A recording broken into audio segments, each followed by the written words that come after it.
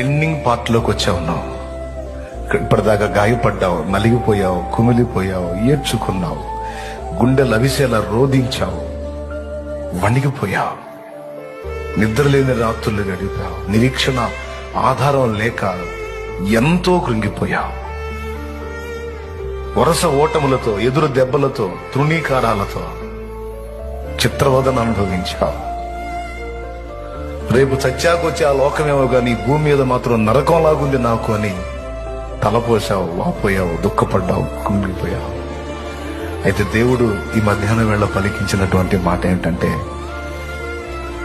నీవు అనుభవించినటువంటి శ్రమలన్నిటి ముగింపులోకి ఇప్పుడు నువ్వు వచ్చున్నావు అంటున్నాడు ఆయన.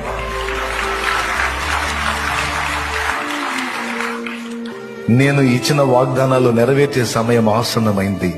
ఆ సమీపంలో నువ్వున్నావు.